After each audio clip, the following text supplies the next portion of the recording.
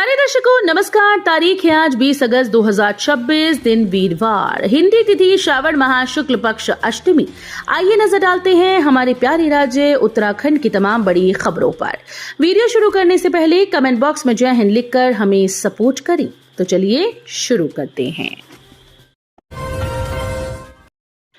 महिलाओं को सीएम धामी का तोहफा, रक्षाबंधन पर 2 दिन रोडवेज बसेस में कर सकेंगी मुफ्त सफर। रक्षाबंधन के अवसर पर मुख्यमंत्री पुष्कर सिंह धामी ने प्रदेश की महिलाओं को बड़ी सौगात दी। 28 व 29 अगस्त को उत्तराखंड की महिलाएं प्रदेश के भीतर उत्तराखंड परिवहन निगम के द्वारा संचालित बसेस में 100% किराया छूट के साथ निःशुल्क यात्रा कर सकेंगी। उत्तराखंड शासन के द्वारा इस संबंध में आदेश जारी कर उत्तराखंड परिवहन निगम को आवश्यक कार्यवाही सुनिश्चित करने के निर्देश दिए गए। आदेश के अनुसार 28 और 29 अगस्त को प्रदेश की महिलाओं को उत्तराखंड परिवहन निगम की बसेस में यात्रा के लिए कोई किराया नहीं देना होगा। ऋषिकेश बद्रीनाथ हाईवे पर भूस्खलन, भल्ले गांव के पास पहाड़ी से आया मलबा, दोनों ओर लगी वाहनों की लंबी कतार। ऋषिकेश बद्रीनाथ हाईवे पर भल्ले गांव बागवान के पास अचानक से पहाड़ी से भारी मलबा आ गिरा।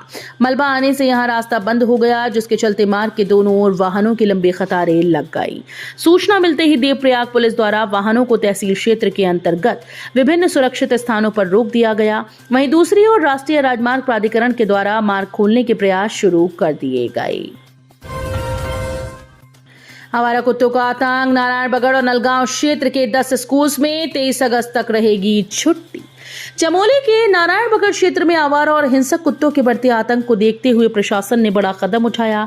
छात्र छात्राओं की सुरक्षा के मद्देनजर नारायणबगड़ और नलगांव क्षेत्र के 10 विद्यालयों में 20 से 23 अगस्त 2026 तक अवकाश घोषित कर दिया गया है।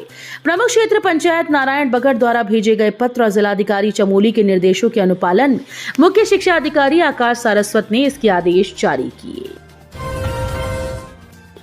2 पत्नियों के चक्कर में फंसी सरकारी नौकरी, बच्चों का पेट भरने करनी पड़ रही मजदूरी। उत्तराखंड के रामनगर से हैरान कर देने वाला मामला सामने आया। वन विभाग में तैनात कर्मचारी की मौत के बाद उसके परिजनों को मिलने वाली मृतक आश्रित नौकरी 2 पत्नियों के चक्कर में फंस गई।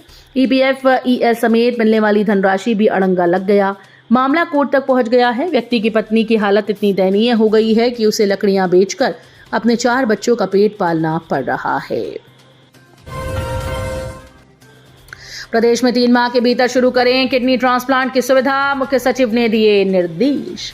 मुख्य सचिव आनंद वर्धन ने प्रदेश में 3 माह के भीतर किडनी ट्रांसप्लांट की सुविधा शुरू करने के निर्देश दिए। साथ ही सरकारी अस्पतालों में डायलिसिस सेवा को 24 घंटे संचालित करने के लिए कहा गया। सचिवालय में मुख्य सचिव ने स्वास्थ्य विभाग की बैठक में विभिन्न योजनाओं और चिकित्सा सेवाओं की समीक्षा की।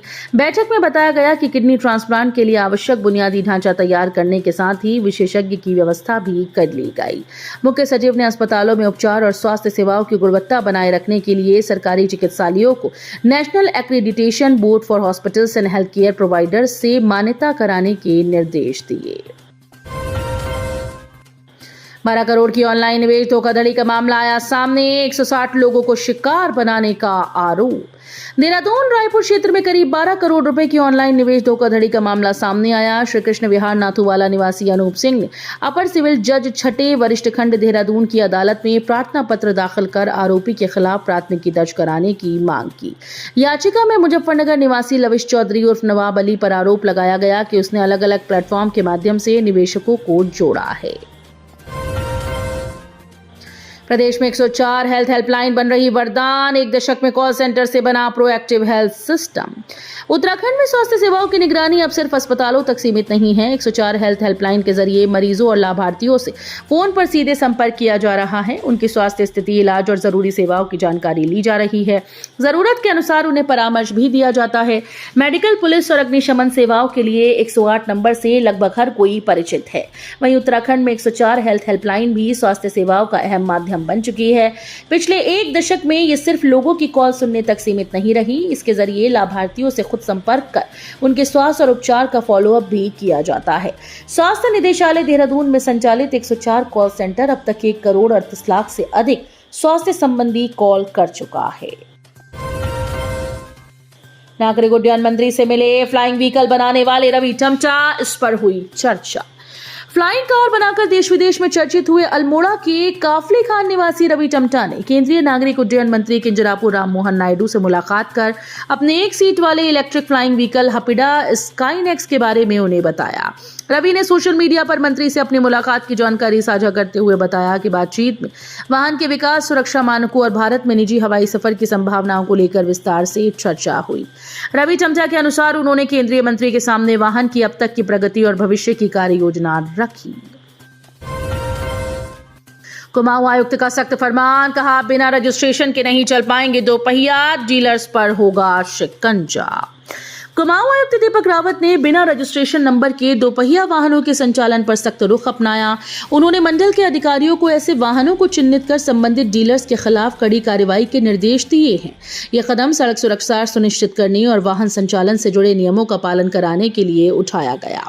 आयुक्त के संज्ञान में आया कि मंडल के कुछ क्षेत्रों में दोपहिया वाहन बिना रजिस्ट्रेशन नंबर के सड़कों पर चल रहे हैं। नियमानुसार बिना रजिस्ट्रेशन के किसी भी वाहन का सार्वजनिक सड़क पर संचालन प्रतिबंधित है। आयुक्त ने स्पष्ट किया कि यदि कोई डीलर बिना रजिस्ट्रेशन नंबर के वाहन बेचता है तो उस पर नियमानुसार कार्रवाई की जाएगी। पत्नी ने प्रेमी किशोर के साथ रची पति की हत्या की साजिश, 8 माह से चल रहा था प्रेम प्रसंग, कारतूस बरामद। काशीपुर में टेंट कारोबारी की हत्या उसकी पत्नी के कहने पर 2 किशोरों ने की थी। कारोबारी की पत्नी का एक किशोर से 8 माह से प्रेम प्रसंग चल रहा था। पुलिस ने मामले का खुलासा करते हुए मृतक की पत्नी निशा समेत 2 विधि विवादित किशोरों को पकड़ लिया है। पुलिस ने आरोपितों की निशानदेही पर हत्या में प्रयुक्त तमंचा, 3 कारतूस और रक्त रंजित कपड़े भी बरामद किए।